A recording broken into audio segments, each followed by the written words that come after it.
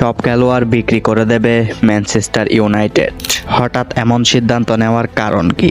Old Trafford Manchester ইউনাইটেডকে নিয়ে একটি খবরের শিরোনাম এভাবেই করেছে দ্য সান। খবরটি হচ্ছে ইউরোপা লিগের ফাইনালে হারের জেরে ম্যানচেস্টার ইউনাইটেডের আর্থিক অবস্থা এতটাই বাজে হতে চলেছে যে মালিকপক্ষ সব খেলোয়াড়কেই বিক্রি করার চিন্তা করছে।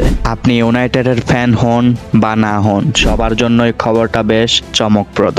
ক্লাবের মালিকানা বিক্রি হয়, ক্লাব এক লিগ থেকে আরেক লিগে অবনমিত হয়, কিন্তু শীর্ষ স্তরের ফুটবলে নতুন মৌসুম শুরুর আগে দলের সব খেলোয়াড়কে বিক্রি করার ঘটনা কেউ কখনো শুনেছে কিনা সন্দেহ। আর প্রিমিয়ার লিগের সবচেয়ে সফল ক্লাব ম্যানচেস্টার ইউনাইটেড এখন নজিরবিহীন সেই পথেই হাঁটতে পারে বলে জানাচ্ছে। খবরটা প্রথমে যারা দিয়েছে সেই দ্য মিরর অবশ্য একটু রয়েসয়েই লিখেছে। প্রতিবেদনে বলা হয়েছে ইউনাইটেড স্কোয়াডে থাকা প্রত্যেক খেলোয়াড়ের বিক্রির বিষয়ে ক্লাব কর্তৃপক্ষ উন্মুক্ত থাকবে। অন্যভাবে বললে দলের মধ্যে এমন কোনো ফুটবলার নেই যাকে সামনের মৌসুমে ধরে রাখতে চায় কর্তৃপক্ষ। ভালো প্রস্তাব পাওয়া গেলেই কোনো খেলোয়াড়কেই আটকাবে না ইউনাইটেড।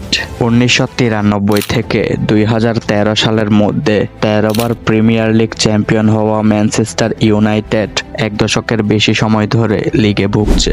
সেটা এবার এমনই জায়গায় পৌঁছেছে 37তম রাউন্ড শেষে রুবেন আমোরিমের দলের অবস্থান 16 নম্বরে। এফএ কাপে বিদায় ঘটেছে 5ম রাউন্ডে, আর লিগ কাপে দৌড় থেমে গেছে কোয়ার্টার ফাইনালে। সামনের বছর মহাদেশীয় টুর্নামেন্টে জায়গা করার জন্য শেষ ভরসা ছিল ইউরোপা লিগ। বুধবার সান মেমোসে টটেনহাম হটস্পারের কাছে 1-0 গোলে হেরে সেই আশাও গোড়াবালি। দ্য মিরর বলছে চ্যাম্পিয়ন্স লিগের পরবর্তী আসরে জায়গা করতে পারলে 10 কোটি পাউন্ডের আশেপাশে আয়ের একটা আশা ছিল, যার উপর ভর করে দলবদল মৌসুম থেকেও কেনাকাটা করা যেত। কিন্তু ইউরোপা লিগ জিততে না পারায় 35 বছর পর ইউএফা কোনো প্রতিযোগিতায় থাকছে না ইউনাইটেডের। এদিকে স্যার জিম র্যাডক্লিফ দায়িত্ব নেওয়ার পর থেকে পুঁজিবাজারে ইউনাইটেড শেয়ারের দাম কমে গেছে 60% মতো। সব মিলিয়ে ক্লাবের আর্থিক পরিস্থিতি আগামী দিনে আরো বাজে অবস্থার দিকে যাওয়ার পথে।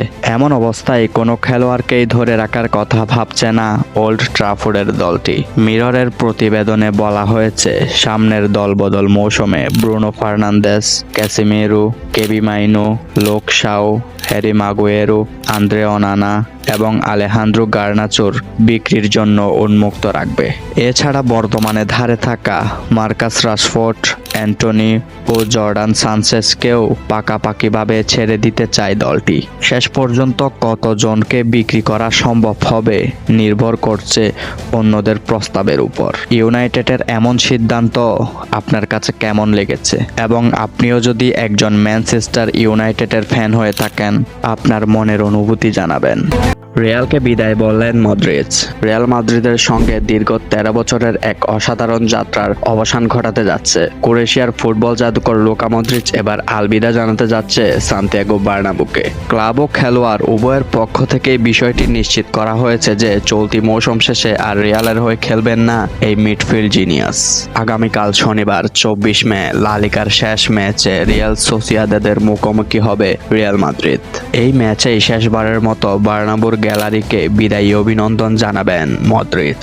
এরপর যুক্তরাষ্ট্রে আয়োজিত ক্লাব বিশ্বকাপের পরেই সম্পূর্ণভাবে পর্দা নামবে তার রিয়াল অধ্যায়ে। 2018 সালে ব্যালন ডি'অর জয়ের মাধ্যমে মেসি রোনালদোর আধিপত্যের যুগে নিজের একক প্রতিভার দাগ কাটেন মদ্রিচ। ফুটবল বিশ্বে তখন বিস্ময় জাগিয়েছিলেন এই মধ্যমাঠের কারিগর, যাকে আমরা বলে থাকি LM10। অবিশ্বাস্য তার পারফরম্যান্স। মধ্যমাঠ থেকে তার গেম কন্ট্রোলিং, ডিফেন্স থেকে অ্যাটাক, কোনো কিছুতেই যেন কমতি নেই। অ্যাটাক করার সময় উঠে যাচ্ছেন উইং দিয়ে, আবার ডিফেন্স করার সময় নেমে যাচ্ছেন একজন অ্যাঙ্করম্যান হিসেবে। বর্তমান সময়ে এরকম বক্স টু বক্স মিডফিল্ডার পাওয়াও মুশকিল। এক টনি ক্রুস যাওয়ার পরে টনি ক্রুসের রিপ্লেসমেন্ট এখনো পায়নি রিয়াল মাদ্রিদ। এই মদ্রিচ যাওয়ার পরে এই মদ্রিচের রিপ্লেসমেন্ট যে কতদিনে পাবে রিয়াল মাদ্রিদ সেটার কোনো জানা নেই।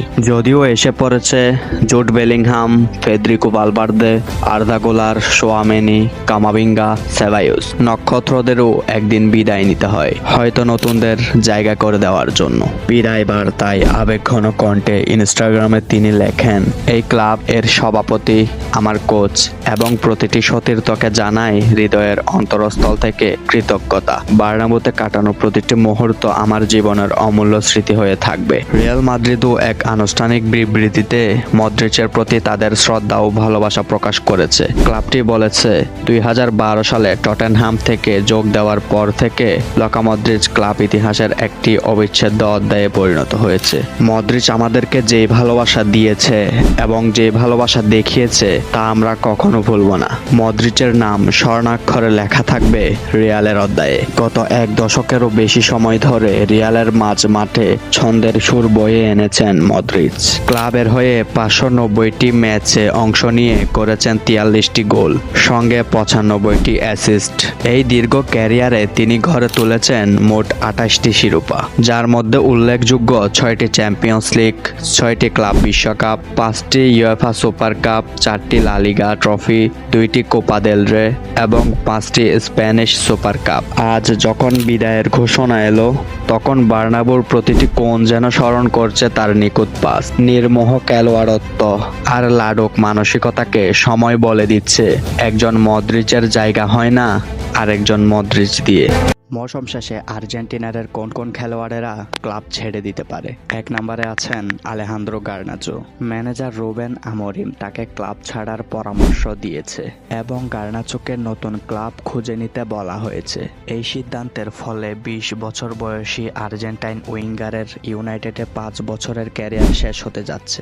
গার্নাচো 2020 সালে অ্যাটলেটিকো মাদ্রিদ থেকে ইউনাইটেডে যোগ দিয়েছিলেন। বর্তমানে অ্যাটলেটিকো মাদ্রিদ তাকে পুনরায় দলে নিতে আগ্রহী এবং একটি মৌখিক চুক্তি সম্পন্ন হয়েছে বলে খবর রয়েছে। তবে চেলসি এবং নাপোলিও তার প্রতি আগ্রহ দেখিয়েছে এবং নাপোলি আগের মতো উচ্চ বেতনের দাবির কারণে আগ্রহ হারালেও চেলসি এখনো তার প্রতি আগ্রহী। গার্নাচো জানুয়ারিতে বলেছিলেন যে তিনি ইউনাইটেডে সুখী, তবে বর্তমানে তার ভবিষ্যৎ নিয়ে অনিশ্চয়তা তৈরি হয়েছে। রুবেন আমোরিমের অধীনে তার খেলার সময় কমে গেছে এবং ক্লাবের পুনর্গঠনের অংশ হিসেবে তাকে ছেড়ে দেওয়ার সিদ্ধান্ত নেওয়া হয়েছে। সুতরাং গার্নাচো ইউনাইটেড ছাড়ছেন এবং তার পরবর্তী গন্তব্য হতে পারে অ্যাটলেটিকো মাদ্রিদ, চেলসি বা নাপোলি। তবে চূড়ান্ত সিদ্ধান্ত এখনো হয়নি এবং তার ভবিষ্যৎ ক্লাবের চুক্তির উপরে নির্ভর করবে। ম্যানচেস্টার ইউনাইটেডে আলেহান্দ্রো গার্নাচোর যাত্রা কেমন ছিল? আলেহান্দ্রো গার্নাচোর ম্যানচেস্টার ইউনাইটেডের যাত্রা ছিল এক উজ্জ্বল ও দ্রুত উত্থানের গল্প। নিচে তার ইউনাইটেড ক্যারিয়ারের প্রধান মাইলফলকগুলো তুলে ধরা হলো।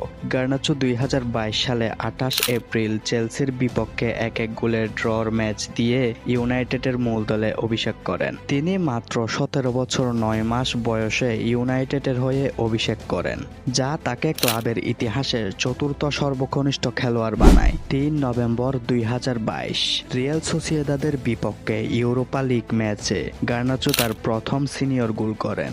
গোলটি তিনি করেছিলেন তার প্রিয় খেলোয়াড় ক্রিস্টিয়ানো রোনালদোর অ্যাসিস্ট থেকে। 13 নভেম্বর 2022 ফুলহামের বিপক্ষে ইনজুরি টাইমে গোল করে ইউনাইটেডকে 2-1 গোলে জয় এনে দেন। 26 নভেম্বর 2023 এভারটনের বিপক্ষে একটি অসাধারণ বাইসাইকেল কিক গোল করেন, যা তাকে বিশ্বব্যাপী প্রশংসা এনে দেয়। 25 মে 2024 ম্যানচেস্টার সিটির বিপক্ষে এফএ কাপ ফাইনালে একমাত্র গোল করে ইউনাইটেডকে শিরোপা জেতাতে সাহায্য করেন। গার্নাচোর বাবা একজন আর্জেন্টাইন এবং মা স্প্যানিশ হলেও তিনি জাতীয় দল হিসেবে বেছে নিয়েছেন আর্জেন্টিনাকে। ক্রিস্টিয়ানো রোনালদোকে আইডল মানলেও সর্বকালের সেরা প্লেয়ার হিসেবে মানেন লিওনেল মেসিকে। গার্নাচো এখনো তরুণ, 20 বছর বয়সী এবং তার উন্নতির সুযোগ অনেক।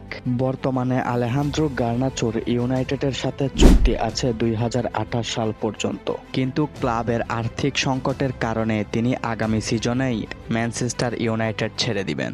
আপনার মতে গার্নাচোর কোন ক্লাবে যাওয়া উচিত হবে? অনেক জল্পনা কল্পনার অবসান ঘটিয়ে এইবার ক্লাব ছাড়ছেন ক্রিস্টিয়ান রোমেরো। তার পরবর্তী গন্তব্য কোথায় হতে পারে? তিনি কোন ক্লাবে যেতে পারেন? রিয়াল মাদ্রিদ, অ্যাটলেটিকো মাদ্রিদ নাকি বার্সেলোনা? ক্রিস্টিয়ান রোমেরো টটেনহাম হটস্পারের আর্জেন্টাইন ডিফেন্ডার ক্লাব ছাড়ার সম্ভাবনা প্রকাশ করেছে। সম্প্রতি একটি সাক্ষাৎকারে তিনি উল্লেখ করেছেন যে তিনি নতুন জায়গায় খেলার জন্য প্রস্তুত এবং স্পেনের লা লিগায় খেলার আগ্রহ প্রকাশ করেছে। রোমেরোর বর্তমান চুক্তি 2027 সাল পর্যন্ত টটেনহামের সঙ্গে রয়েছে, তবে তিনি ক্লাব ছাড়ার ইচ্ছা প্রকাশ করেছেন।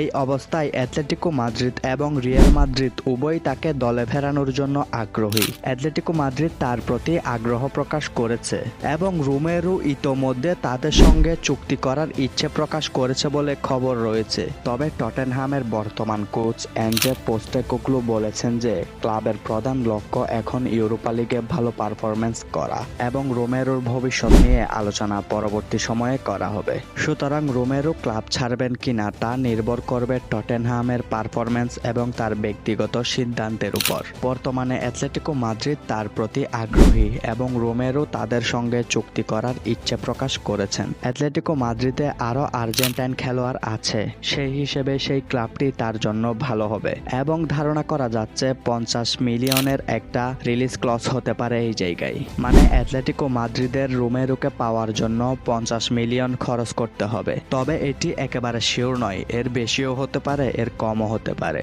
ক্রিস্টিয়ান রোমেরো টটেনহাম হটস্পারে 2021 সালে ইতালির আটলান্টা থেকে যোগ দেন। তিনি প্রথমে ধারে আসেন এবং পরে চুক্তিটি স্থায়ী হয়। 2021 সালে 42 মিলিয়ন ট্রান্সফার ফিতে টটেনহামে আসেন। দ্রুতই দলের মূল সেন্টার ব্যাক হিসেবে জায়গা করে নেন। ডিফেন্সে তার আগ্রাসী খেলা, ট্যাকেল এবং পজিশনিং সমর্থকদের কাছে জনপ্রিয় করে তোলে। 2022-23 মৌসুমে তিনি নিয়মিতভাবে একাদশে খেলেন, কিন্তু চোট ও কিছু ম্যাচে ডিসিপ্লিনারি সমস্যাও ছিল। তিনি দলের রক্ষণভাগকে অনেক বেশি সংগঠিত করতে সাহায্য করেন। বিশেষ করে বড় ম্যাচগুলোতে তার পারফরম্যান্স প্রশংসিত হয়। এনজে পোস্টেকোগ্লুর অধীনে রোমেরো আরও নেতৃত্ব গুণ দেখাতে শুরু করেন। মাঝে মাঝে অধিনায়কের দায়িত্ব পালন করতেও দেখা যায় তাকে। এবং রোমেরোর খুব ভালো একটি রেকর্ডও রয়েছে। তিনি 5টি ফাইনাল খেলে এখনো কোনো ফাইনাল হারেননি। 2022 বিশ্বকাপের ফাইনালে দেখিয়েছেন সেরা পারফরম্যান্স এবং লিগ কাপের ফাইনালে ম্যান অফ দ্য ম্যাচও হয়েছেন তিনি। 2025 সালে খবর আসছে যে তিনি লা লিগায় খেলতে আগ্রহী এবং অ্যাটলেটিকো মাদ্রিদ কিংবা রিয়াল মাদ্রিদের সঙ্গে তার নাম জড়িয়েছে। যদিও এখনো অফিসিয়ালি কিছু হয়নি, তবে তিনি ক্লাব ছাড়ার ইঙ্গিত দিয়েছেন।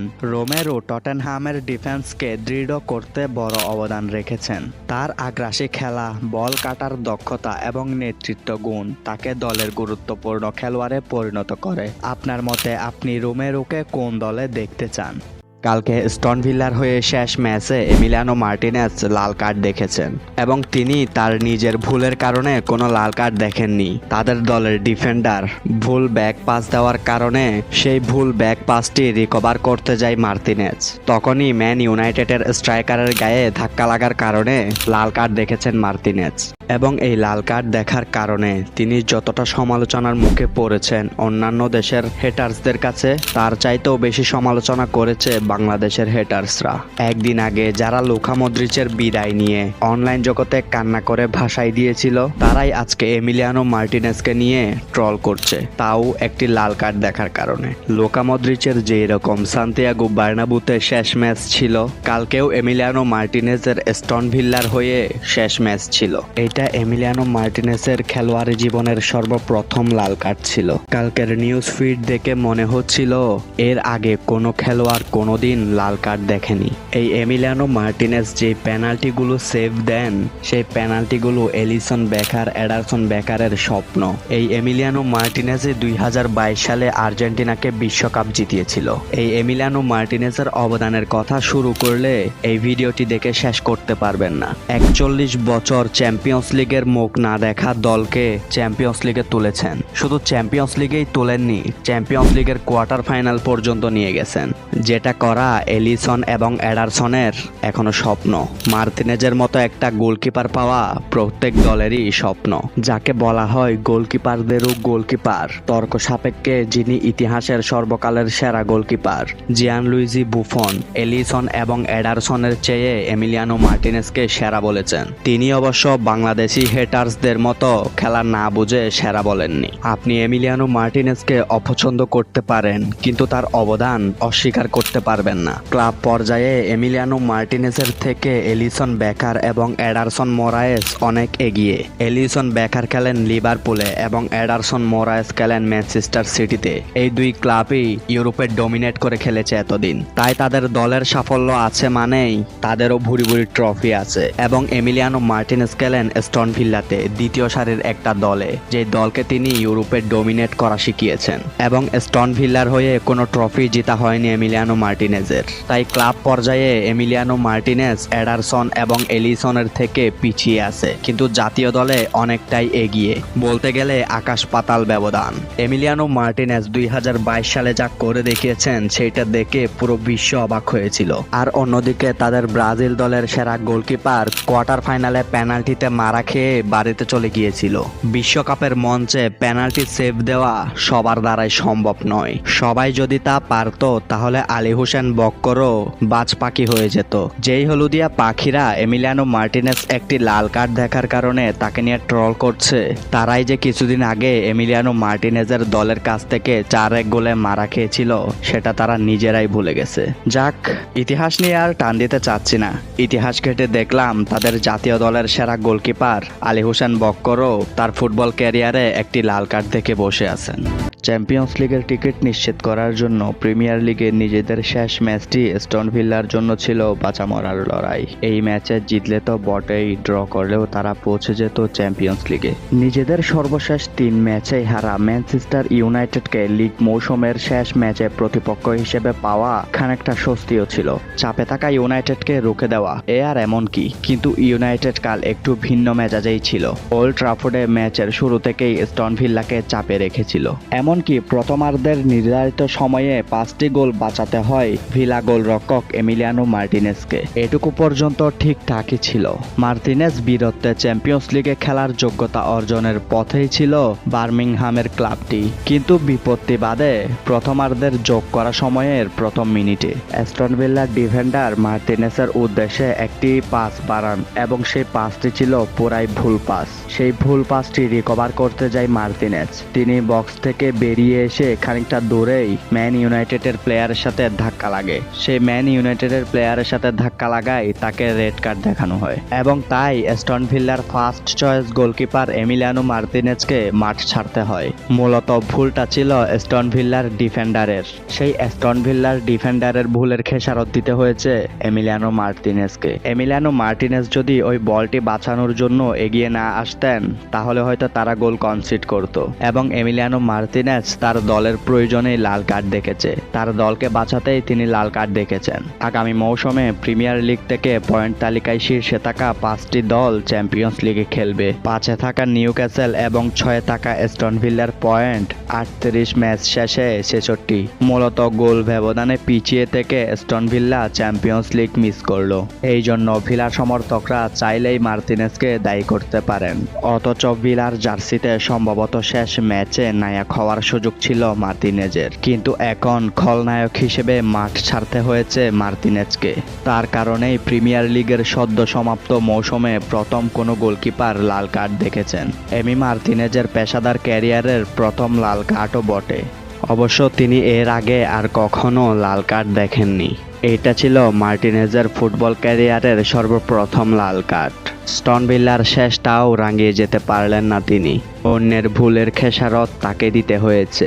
অন্যের ভুলের জন্য তার শেষটা রঙিন হলো না। আর অ্যাস্টন ভিল্লার যাত্রা সুন্দর না হলেও আমরা আশা করতে পারি তার পরবর্তী যাত্রাটি সুন্দর হবে। পরবর্তী কোনো ক্লাবে তার যাত্রাটি সুন্দর হবে। যখন এমি মার্টিনেজ স্টন ভিল্লাতে যোগদান করে তখন তিনি আজকের এমি ছিলেন না।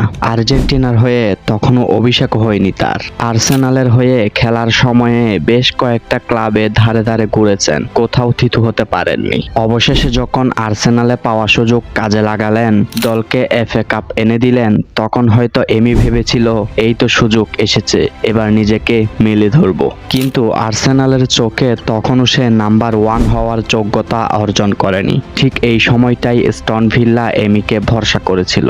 আজকের এমি তৈরির পেছনে তাই ক্রেডিটটা এই ক্লাবকেই দিতে হবে।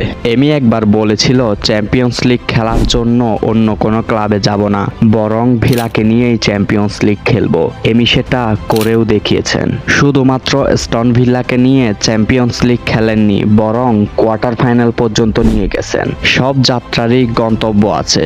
5 বছর পর এমি আর স্টন ভিল্লার যাত্রা শেষ হতে যাচ্ছে, এটা প্রায় নিশ্চিত। যদি সিজন শেষে ক্লাব ছাড়েন, তাহলে আজ ভিলা পার্কে স্টন ভিল্লার হয়ে সর্বশেষ ম্যাচ খেলে ফেলেছেন তিনি। ঘরের মাঠে শেষ ম্যাচ খেলার আবেগ এই জন্য তার চোখে মুখে দৃশ্যমান ছিল। টটেনহামকে হারানোর পর ক্যামেরায় ধরা পড়ে এমিলিয়ানো মার্টিনেজের কান্না জড়ানো মুখ। দর্শকদের উদ্দেশ্যে করতালি দিচ্ছিলেন, চোখের পানি যেন আটকে রাখতে পারছিলেন না। তখন থেকেই গুঞ্জন, তবে কি স্টন ভিল্লার দর্শকদের কাছ থেকে বিদায় নিচ্ছেন আর্জেন্টাইন এই গোলকিপার? TYC স্পোর্টস বলছে গুঞ্জনটি সত্য, ভিলা ছাড়ছেন দিবু। এই মৌসুমের শেষেই প্রিমিয়ার লিগের ক্লাবটিতে আর থাকছেন না। আনুষ্ঠানিক খবর না আসলেও আর্জেন্টাইন তারকা চলে যাওয়ার খবর পাক্কা। মার্টিনেজের সঙ্গে 2029 সাল পর্যন্ত চুক্তি ছিল ভিল্লার। ঠিক কী কারণে তিনি ক্লাব ছেড়ে যাচ্ছেন তা এখনো জানা যায়নি। মোট 3টি ক্লাব থেকে অফার পেয়েছেন দিবু। এর মাঝে একটি সৌদি প্রো লিগের কোনো একটি ক্লাব। মোটা অঙ্কের অর্থ খরচে রাজি এই ক্লাবটি। বাকি 2টি ক্লাব ইউরোপের। ইতিমধ্যেই সতীর্থদের কাছ থেকে বিদায় নিয়ে নিয়েছেন মার্টিনেজ। ভিলা পার্কে এই মৌসুমের সর্বশেষ ম্যাচ খেলে ফেলেছেন স্টন ভিল্লা। লিগের বাকি 3টি ম্যাচ সবকটি অ্যাওয়ে ম্যাচ। আগে ভাগেই তাই দর্শকদের কাছ থেকে বিদায় নিয়েছেন দিবু। তার জায়গায় গোলরক্ষক খোঁজার কাজও শুরু করে দিয়েছেন স্টন ভিল্লা। মৌখিকভাবে সৌদি প্রো লিগকে না বলে দিয়েছেন মার্টিনেজ। বাকি 2টি ক্লাবের কোনো একটি হতে পারে তার পরবর্তী গন্তব্য। সামনে 2026 বিশ্বকাপ। ঠিক এই মুহূর্তেই ইউরোপ ছাড়তে চান না 32 বছর বয়সী তারকা গোলকিপার। তার এজেন্ট ইতিমধ্যেই নতুন ক্লাবের সঙ্গে যোগাযোগ শুরু করেছে। খুব দ্রুতই আসতে পারে সিদ্ধান্ত। এদিকে মার্টিনেজের বদলি গোলকিপার খোঁজার কাজেও অনেকটা এগিয়ে গিয়েছেন স্টন ভিল্লা। প্রিমিয়ার লিগের ক্লাবটির সূত্রে জানা যায়, বরাতে দা টেলিগ্রাম ও মেইলেও জানিয়েছেন তারা সেরা কাউকে চায়। দৌড়ে ভালোভাবে আছেন অলিম্পিক মেডেলিস্ট জোয়ান গার্সিয়া। 25 মিলিয়ন রিলিজ ক্লজ দিয়ে স্পানিয়লের গোলরক্ষককে টানতে মরিয়া ভিল্লা। তবে স্পানিয়ার্ড গার্সিয়া চাচ্ছে কমপক্ষে 30 মিলিয়নের বেশি অর্থ। আপাতত এই চুক্তি তাই থমকে আছে। তবে দিবু যে ভিলা পার্ক ছাড়ছেন এটা 100% নিশ্চিত। আপনি দিবু মার্টিনেজকে কোন ক্লাবে দেখতে চান কমেন্ট করে জানাবেন। এবার আর্জেন্টিনা দলে অভিষেক হয়ে গেল নতুন মেসির। কে এই নতুন মেসি? কি তার পরিচয়? কেনই বা তাকে আর্জেন্টিনার ভবিষ্যৎ তারকা ধরা হচ্ছে? সবকিছু জানাবো আজকের বিস্তারিত ভিডিওতে। তার নাম ফ্রাঙ্কো মাস্তান্তুনো। ফ্রাঙ্কো মাস্তান্তুনো হলেন আর্জেন্টিনার উজ্জ্বল তরুণ ফুটবল প্রতিভা, যিনি বর্তমানে রিভার প্লেটের হয়ে খেলছেন। 2007 সালের 14 আগস্ট আর্জেন্টিনা আজুল শহরে জন্মগ্রহণ করা এই মিডফিল্ডার বা ফরওয়ার্ড ইতিমধ্যেই আন্তর্জাতিক ফুটবলে নিজের স্থান তৈরি করেছেন। ফুটবলে তার খেলার ধরন, খেলার ভীষণ সবকিছুই মিলে যায় মেসির সাথে। মেসি যেমন বাম পায়ের ফুটবলার, ফ্রাঙ্কো মাস্তান্তুনো বাঁ পায়ের দক্ষ একজন আক্রমণাত্মক মিডফিল্ডার হিসেবে পরিচিত। তিনি মাঠে তার গতিশীলতা, সৃষ্টিশীলতা এবং বলের নিয়ন্ত্রণের জন্য প্রশংসিত। তার খেলার ধরন দেখে তাকে বড় বড় কিংবদন্তিদের সাথে তুলনা করা হচ্ছে। তিনি বলের উপর তার দক্ষতা, পাসিং এবং শুটিং ক্ষমতার জন্য পরিচিত। ফ্রাঙ্কো তার ফুটবল যাত্রা শুরু করেন রিভার দে আজুল ও ক্লাব সিমেন্টোতে। 2019 সালে তিনি রিভার প্লেটের যুব দলে যোগ দেন। 2024 সালের জানুয়ারিতে মাত্র 16 বছর বয়সে তিনি রিভার প্লেটের প্রথম দলে অভিষেক করেন। একই বছরে তিনি ক্লাবের ইতিহাসে সবচেয়ে কম বয়সী গোলদাতা হিসেবে আত্মপ্রকাশ করেন। তিনি আর্জেন্টিনার অনূর্ধ্ব-17 এবং অনূর্ধ্ব-20 দলেও প্রতিনিধিত্ব করেছেন। 2023 সালেও তিনি অনূর্ধ্ব-17 বিশ্বকাপেও অংশগ্রহণ করেন। তার অসাধারণ পারফরম্যান্সের কারণে ফ্রাঙ্কো মাস্তান্তুনো ইউরোপের বড় ক্লাবগুলোর নজরে পড়েছেন। এর মধ্যে রিয়াল মাদ্রিদ অনেকদিন আগে থেকেই তাকে কেনার জন্য পরিকল্পনা করছে। রিয়াল মাদ্রিদ মূলত ভবিষ্যতের চিন্তা করেই তাকে কিনতে চাচ্ছে। এমন প্রতিবার ফুটবলার খুব কম সময়েই দেখা যায়। মেসির অবসরের পর তাকেই মেসির যোগ্য উত্তরসূরি হিসেবে ধরা হচ্ছে। মেসির মতো বাঁ পায়ের এই ফুটবলার মিডফিল্ড টু অ্যাটাক সমান তালেই খেলতে পারেন। এই প্লেয়ারটি লিওনেল স্কালোনির জন্য 2026 বিশ্বকাপে একটি ট্রাম্প কার্ড হতে পারে। লিওনেল স্কালোনিও তার উপর নজর রাখছেন। আর্জেন্টিনার সামনের দুটি ম্যাচ চিলি এবং কলম্বিয়ার বিপক্ষে তাকে জাতীয় দলে ডাকতে পারেন coach Lionel Scaloni. Real Madrid ছাড়াও বাকি যে ইউরোপের ক্লাবগুলো ফ্রাঙ্কো মাস্তান্তুনোকে কিনতে আগ্রহী। Chelsea, Manchester United, Arsenal, Liverpool এই ক্লাবগুলোও তার প্রতি আগ্রহ প্রকাশ করেছে। তাকে দলে ফেরানোর জন্য 45 মিলিয়নের মতো খরচ করতে হবে এই ক্লাবগুলোর। এবার দেখার বিষয় আর্জেন্টাইন এই প্রতিভাবান তরুণ খেলোয়াড়কে কে দলে ফেরাতে পারছে এবং ফ্রাঙ্কো মাস্তান্তুনোর কোন দলে যাওয়া উচিত কমেন্ট করে জানাবেন।